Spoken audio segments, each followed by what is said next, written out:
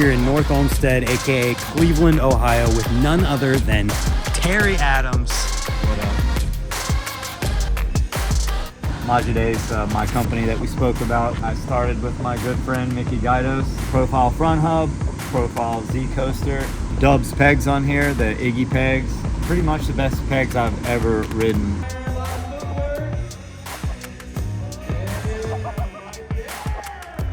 I always run a back rim on the front since I'm a front brake rider, so it's got the knurling on the rim so the brakes work a little bit better. Do run our post up a little bit, you know, 90s style. I do anyway, because I'm grabbing the seat a lot. Raising Cane, 17 years, Red Bull like 21.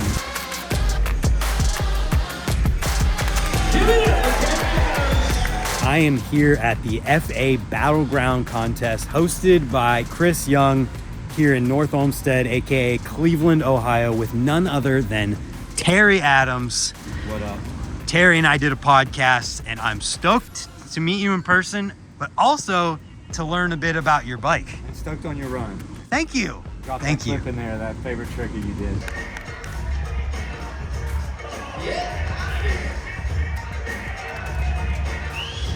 I guess if you just want to run me through your bike, whatever order you want to go. Yep, so this is the Meade frame. It's a 19.5 top tube. This is Deco TA handlebar.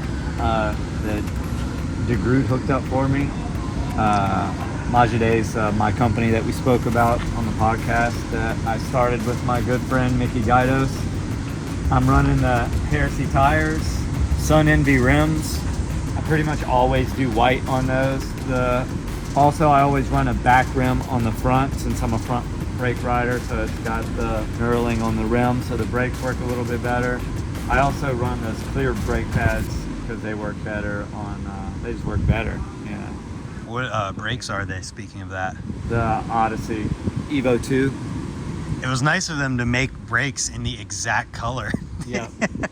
Profile front hub, profile Z coaster in the back. I love that hub because it never gives me any problems, and I love the clicking noise, so I always know my pedals are set or not with the little bit of back wheel riding that I do. It definitely comes in handy. I got Dubs pegs on here, the Iggy pegs. Pretty much the best pegs I've ever ridden. The dude goes back and forth to Taiwan, and you know, he puts his love and thought process into the pegs is like huge, so I almost feel like that dude's energy is inside the pegs when I'm riding. So I would ride the pegs no matter how they felt, just because of I'm a huge fan of Dub and what he does for Flatland, but I definitely like to represent those pegs for those two reasons. Profile cranks, profile sprocket, 22 tooth.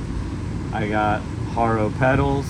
I'm running the Aiken seat, and I go through those things quite a bit, just with a couple tricks I do with the seat sliding on the ground. Sometimes I get them wrapped in leather, sometimes I don't have time. Also running the Iggy grips with the Iggy bar ends, also designed by Dub.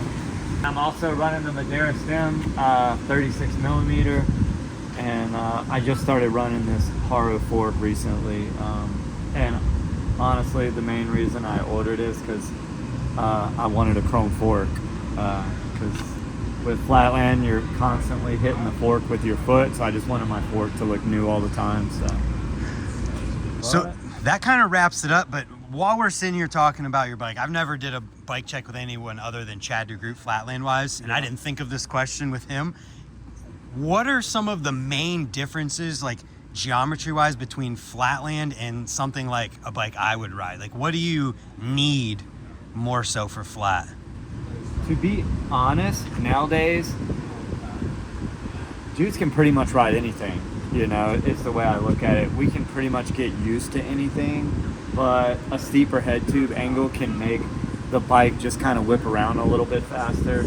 A shorter top tube can just kind of help you get around the bike a little bit better, but for the most part, dudes are riding pretty much just regular BMX bikes these days. So Flatland geometry, you know, it's kind of as you can see, like we're all now doing the straight tubes, 'Cause there was some years there where we thought we needed those bent tubes, and it was more of like a style thing and more of a trendy thing that we had going on, or maybe we thought we needed it, but you know, now for the most part we just try to keep it as BMX looking as possible. Yeah.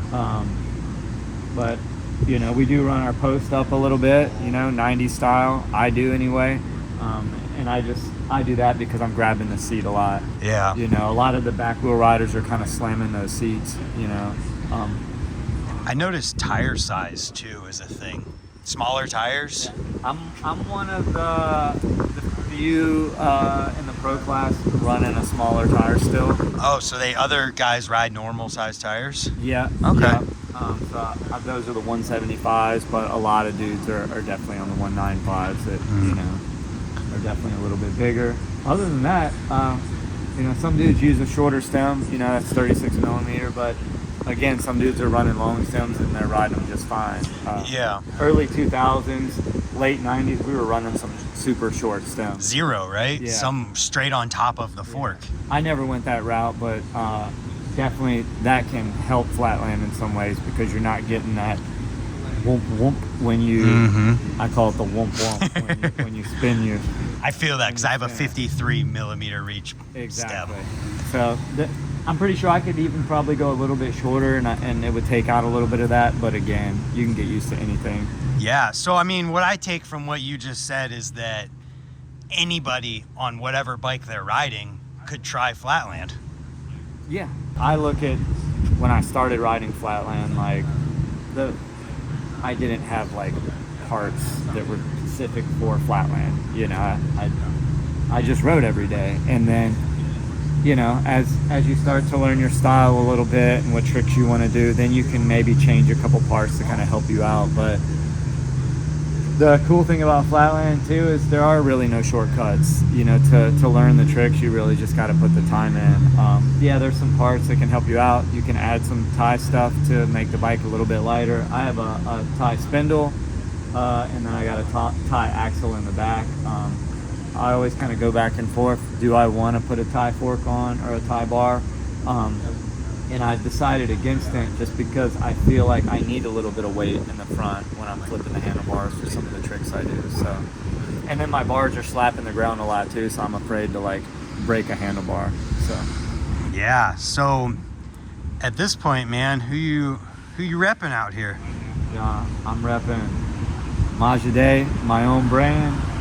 I'm repping Profile Racing, and I'm still repping Deco. You know, Chad DeGroot stood by me many years, so I'm rocking Deco with the bars just because he got behind me and did that signature bar, so I love it. That's awesome. Anything outside of the bike world you guys that you're working with repping? Yeah, Raising Cane's, Red Bull, Raising Cane's 17 years, Red Bull like 21. Hell yeah, man. Well, if anybody wants to find you, see your riding, check out what you got going on, check out Meade, where do they find it? Meade BMX is on Instagram, and then my personal Instagram, Terry Adams BMX. Hell yeah. Well, I appreciate your time, man. I know that you got a ride later, so good luck with that. Appreciate you. And I'll throw some clips from your run in here. Why not, right? Throw one of your clips too, bro. At the beginning. Bro, you killed it. Thank you. All right. Thank you. Peace. Yes.